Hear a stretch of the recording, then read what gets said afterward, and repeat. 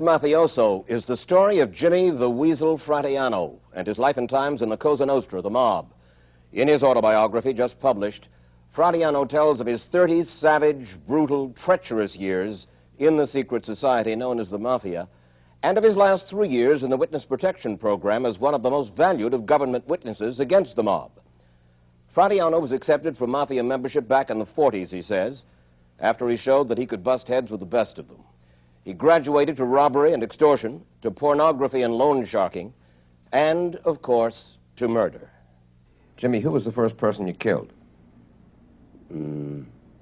Frankie Nicoli. Where'd you kill him? In my house. How'd you kill him? We strangled him. In your own living room? Right. And then he dirtied your living room?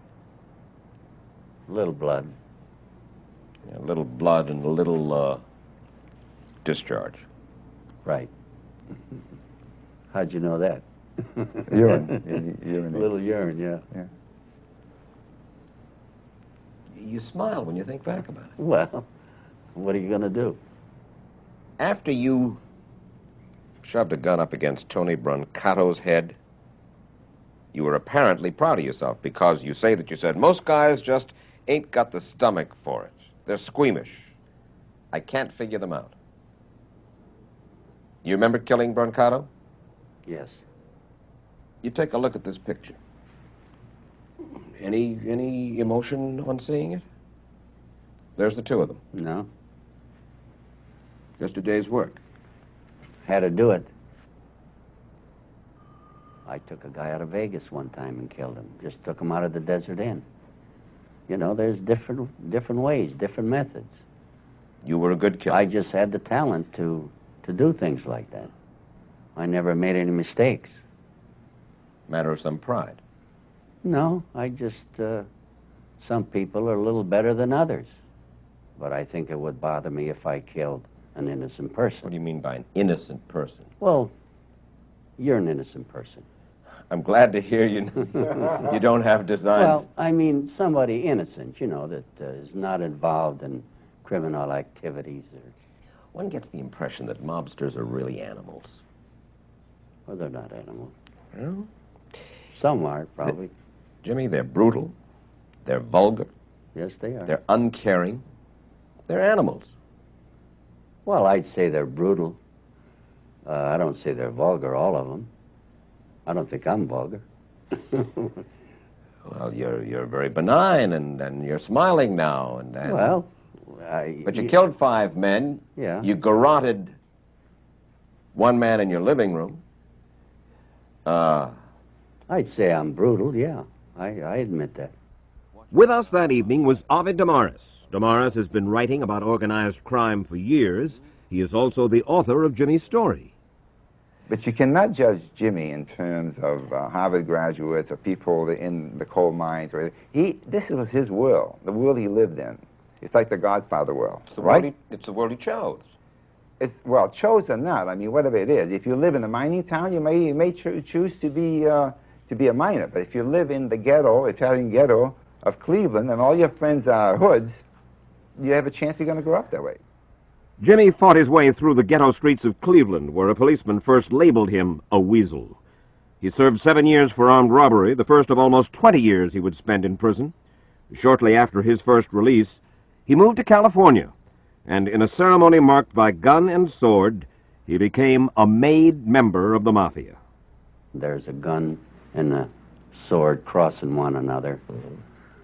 The boss says something in Italian. We all hold hands. Mano toccat, that means you're tying each other's hands. They prick your finger with a sword or with a pin to draw blood. And you go around and meet everybody and you kiss them on the cheek. Now you're a made member. What are the privileges, what are the responsibilities of a made member of the Cosa Nostra? Well, most people get made because they want respect. Respect from whom? Well, respect when you go to another town. They send you to the boss and they take you around. They take care of your hotel and you meet a nice class of people. You meet a nice class of people. You meet some other mobsters. Well, you also meet nice people. I met George Raft. I met a lot of, years ago, Milton Berle, Ben Blue.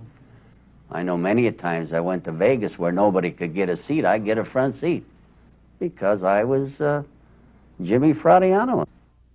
Because he was Jimmy Fratianno, he was also among the most wanted of racketeers. Law enforcement officials alternately threatened to throw the book at him or tried to turn him as an informant.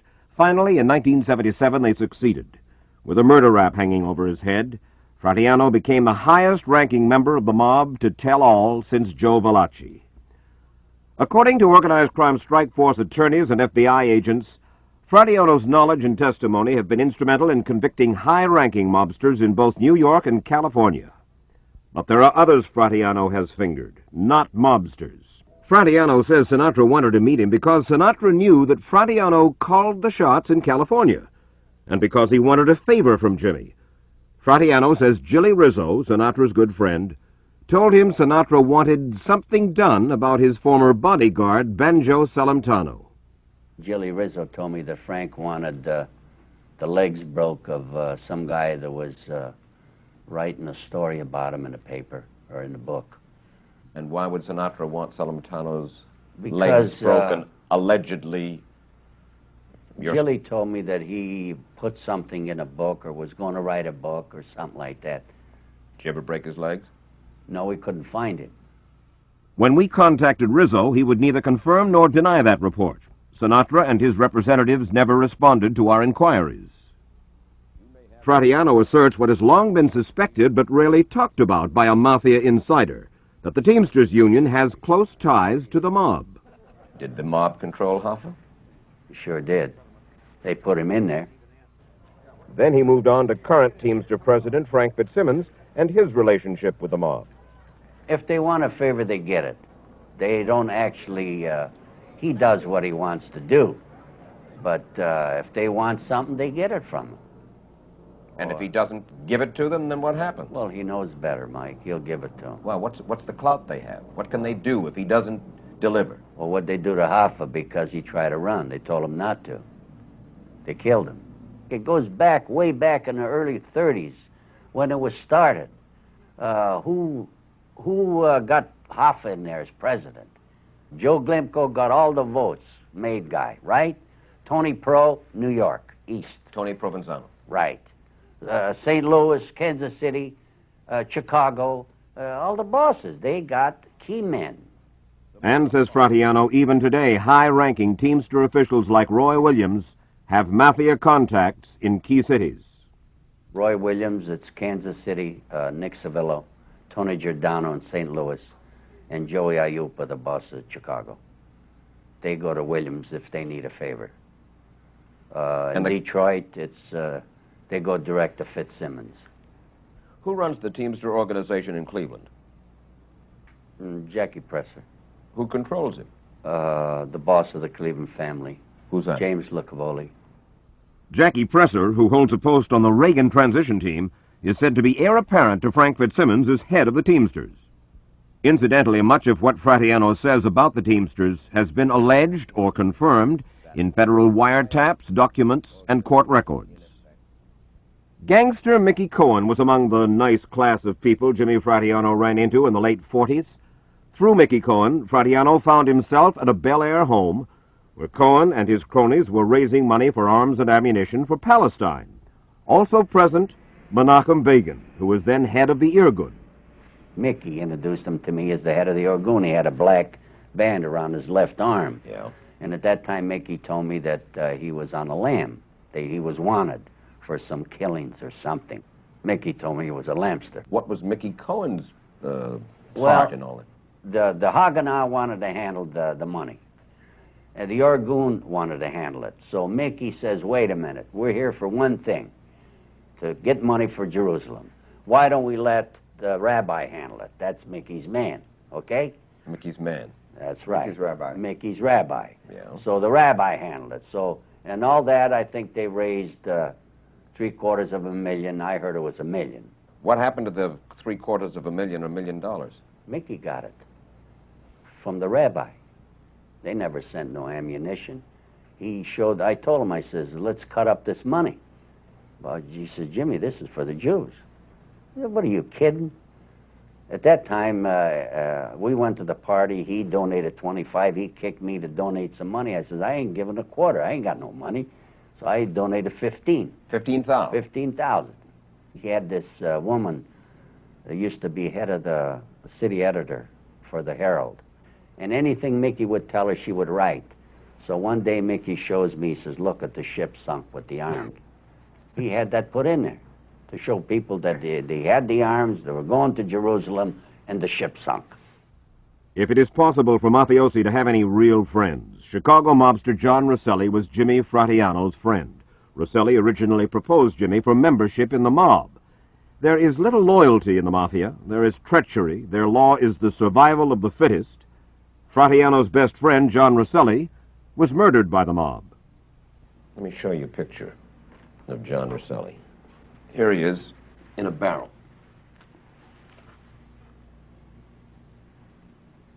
Any emotion about that, Jimmy? Well, what could I tell you?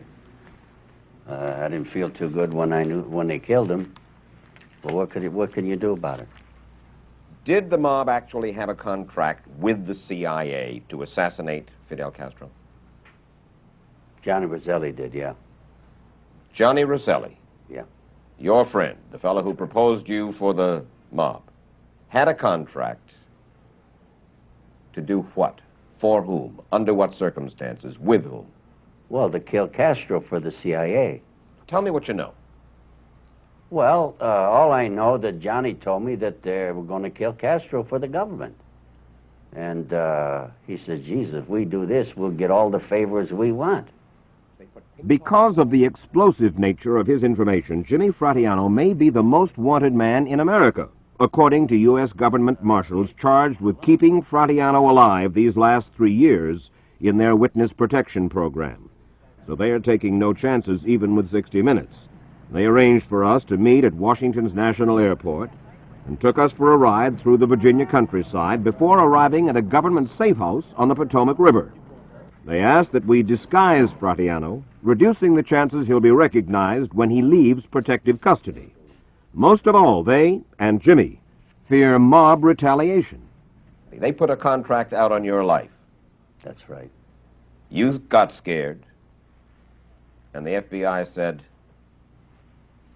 Jimmy, you better get yourself into this program. Well, no, I made my own mind up, Mike. They didn't force me to get into it. I had no choice. At the recent trial of Funzi Thierry in New York, mobster Thierry, you told the court this. You said you have two choices. You tell the truth and die, or you lie and stay alive. That's right. Now, this is as far as the mob is concerned, but how do we know that you're telling the truth now? Well, you've got to take my word for it. But you're the fellow who just said you tell the truth and die, you lie and stay alive. I don't lie now. Since I turned with the government, everything I told them is the truth. When did you suddenly get religion and we know that you tell the truth? Well, what benefit would I get in lying? You'd come on television and you'd tell some lies, which are entertaining, and that hypes the sale of your book. I wouldn't do that, Mike. There's a word that's important here, immunity. It's very important in this case, where he can say anything he wants to. He can say he murdered 50 people if he wants to, and he's got immunity. Providing I tell the truth. But if you're caught in a lie... That's it. They can try me on everything. Before, I had to lie to stay alive. Now, I have to tell the truth. I take it that most of you and your brothers in the Cosa Nostra were born and remain Roman Catholics, right? I'd say most of them, yes. How do they square a life of crime, dedicated to crime, with that religious affiliation? Well, they're hypocrites like I am. Don't go to church. Don't confess your sins. Although we're still Roman Catholics. I get the impression that you haven't gotten a lot out of your life. Am I wrong? You're right. You got any money? No. Got any reputation? Bad. Got the admiration of anybody? No. Where do you go from here, Jimmy? I don't know. I really don't know.